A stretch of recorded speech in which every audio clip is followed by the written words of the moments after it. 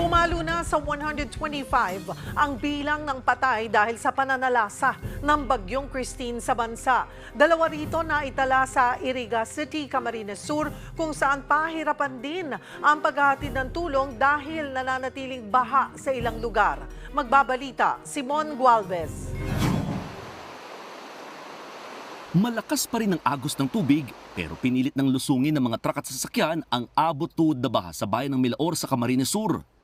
Halos isang linggo rin itong nalubog sa mahigit 5 talampakang taas ng tubig. Kasamang nakatawid dito ang aming news team galing Maynila patungo sa Iriga City. Sa labas ng City Hall, kanya-kanyang bilad ang mga empleyado ng nabasang dokumento. Ang makina at iba pang equipment ng dialysis center na ito, inabot din ng tubig. Sabi ng lokal na pamahalaan, ito ang unang beses na binaha pati sa sentro at labas ng City Hall. Talagang sobra pagbaha. Grabe ang accumulation ng rainwater and contributory din yung tubig galing sa Lake Buhi. Nag-overflow hindi lang yung mga creeks, streams, including our rivers. Sa tindi ng baha, nasira pati ang ginagawang bypass road sa lungsod. Maging ang Waras Bridge na nagdurugtong sa Irigat bayan ng Baaw, hindi na madaraanan ng mga motorista at pedestrian. Halos lumampas na dito sa tulay yung umapaw na tubig mula sa ilog nung kasagsagan ng bagyong Christine. Ang masaklap, nagiba. Hindi lamang yung mismong tulay kundi pati ang pundasyon nito dahil sa lakas ng current o ragasan ng tubig. Eksklusibong pinasok ng aming timang Sitio Montañosa sa Barangay Sagrada sa Iriga City. Halos isang linggong na-isolate ang barangay nang umapaw ang 2 ilog sa lugar. Sumakay pa nga kami ng habal-habal, marating lang ang mga bahay. Isa sa humigit kumulang 100 pamilya roon si Nanay Visitasyon. Mula nang ma-isolate ang lugar, kamuting kahoy at saging na lang daw ang kinakain nila. Hindi kami makatawid ng ilog. Malay naman sa iyong tindahan. Kahit sinatsaga namin. Kahapon lang sila nakatiran ng relief goods mula sa lokal na pamahalaan matapos humupa ang baha. Pero problema pa ni Nanay Visitasyon ngayon ang kanyang gamot na pang-maintenance sa asthma. Isa pang pangamba ngayon ng Iriga City LGU, baka kapusin na sila sa supply ng petrolyo dahil sa iniwang pinsala ng bagyong Christine. Grabe ang demand po. And yung iba talaga, paubos na din yung mga stock nilang mga krudo. Kasama doon nasa na-stranded yung mga gasoline truck na galing pa sa ibang probinsya na hindi basta nakakatulak dito. Sa bayan naman ng Nabwa, namamalimos na ang ilang residente. Kahit mga bata, hindi alintana ang disgrasya habang humihingi ng tulong sa mga dumaraang motorista. Puro sila nawalan ng tirahan kaya nagtayo muna ng mga tent o trapal sa mismong highway. Pagsasaka ang kanilang kinabubuhay pero hanggang ngayon, lubog pa rin sa baha ang kanilang mga palayan. Ako, Simon Gualvez, para sa 1PH. Puspusan na ang clean-up drive ng DPWH sa mga kalsada at tulay para matiyak ang ligtas na pagbiyahe ngayong undas. Kabilang dito ang mga naapektuhan ng bagyong Christine. Simula October 31 hanggang November 2, magdideploy rin ang ahensya ng Lakbay Alalay Teams. At kaugnay niyan, makakausap natin si DPWH Secretary Manny Bonoan. Magandang tanghali po sa inyo, Sec. Salamat po sa oras. Magandang tanghali, Cheryl, at magandang tanghali po sa ating mga taga-subaybay. Sek, makikibalita po muna kami doon po sa lagay ng mga kalsada at tulay matapos nga itong paghagupit po ng bagyong Christine. May mga sarado pa rin ba? Well, Cheryl, sa huling talaan namin, as of 6 o'clock this morning, I received an update dun sa status ng mga panatin. Out of the 99 national roads that were closed, actually kasagsagan ng Typhoon Christine, there remains, I think, about 13 national secondary roads na remain closed because of some, mga malalaking pagbaha pa rin at saka yung mga landslides areas. Meron natang tatlo pa sa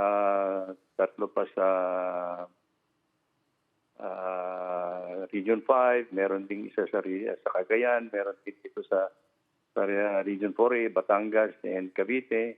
Yung mga areas na yan na may medyo talagang tinamaan ng malaking pagbaha. One good thing is actually yung main line natin, yung Maharlika Highway, is now passable to all types of vehicles from Manila all the way to Sorsogon, no? For now.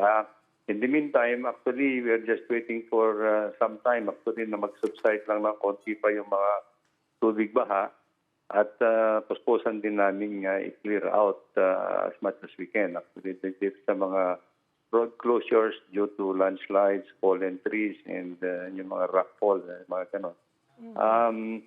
In the meantime, actually, there are two road sections that naging challenge sa amin. Isa doon sa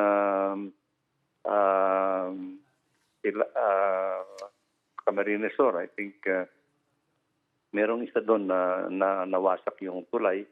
At dito rin sa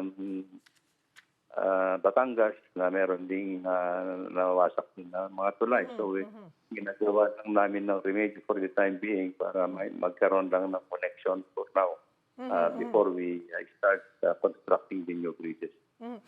Sec, na-mention nyo na po yung sabi nyo na isang tulay sa Camarines Sur. Ito po yung nag-viral na larawan at video na bumigay na Waras Bridge sa Bacau to Waras Iriga Bridge. City. Ano po? Yes, At Iriga, yes, opo. Yes, ang I am sinasabi aware of po that. kasi, Sec, doon po sa nag-viral, ang kapansin-pansin daw po, wala itong bakal. Napa-inspeksyon nyo na po ba ito? Parang lumalabas po Na-inspection na... na namin ito. ano po ang naging resulta? Sa kasi sinasabi po substandard daw po yung tulay. Well, siguro, I don't know kung ano yung investigation nila, but itong Waras Bridge is an old bridge. Old bridge na ito, and this is actually due for replacement. And we were just about to replace it actually, Cheryl, no? Opo. Naabutan lang kami ng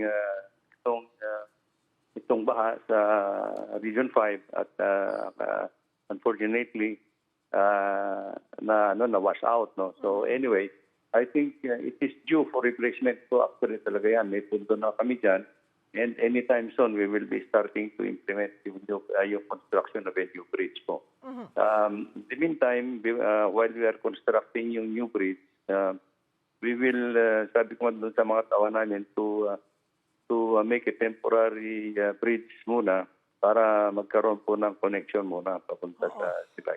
Matawiran man lang po ng mga tao. Ano po, Sec? For now, for the time being, yes, opo. Oo. Pero, nga po, sabi nyo, luma na and it was Yes, ma'am. time for replacement. Pero still, Yes. doon po sa pag-iinspeksyon at pag-iimbestiga, you might wanna look into it. Yung pong sinasabi na parang wala daw pong mga bakal at substandard. Kahit na po luma, kung substandard naman, dapat may managot pa rin doon. Hindi po ba, Sec?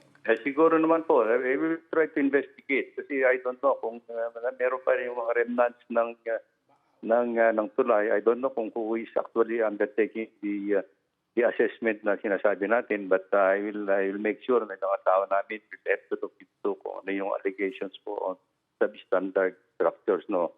I think these are yung old bridge nito, maybe about 20 years old na po ito. So it may be a different standard of bridge construction at that time. So I think we will just have to look into it.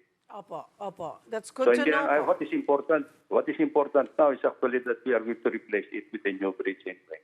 Alright. Isa pa pong issue na kausap din po namin ng mga ilang LGUs. Gaya po ng Noveleta, Cavite, kahapon po si Mayor Chua na nangangailangan ng heavy equipment dahil nga po sa makapal na putik matapos po ang pagbaha. And baka po hindi lang din ang Noveleta ang nangailangan o humingi po ng tulong sa DPWH pagdating po sa mga heavy equipments. Natugunan po ba yung mga request po nila?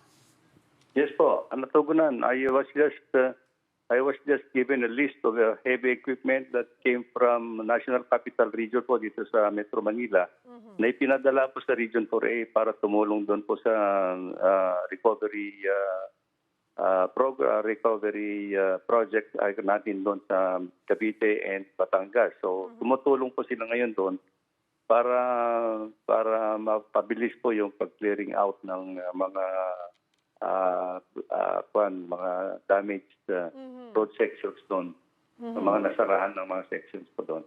Hindi naman po ba na kinulang? tulong-tulong po, hindi lang po yung galing sa Laguna, sa Batangas Cavite. and Cavite, Opo. pati yung gagaling po sa ibang regional at ibang district sa Region 4A, tumutulong po silang lahat ngayon po.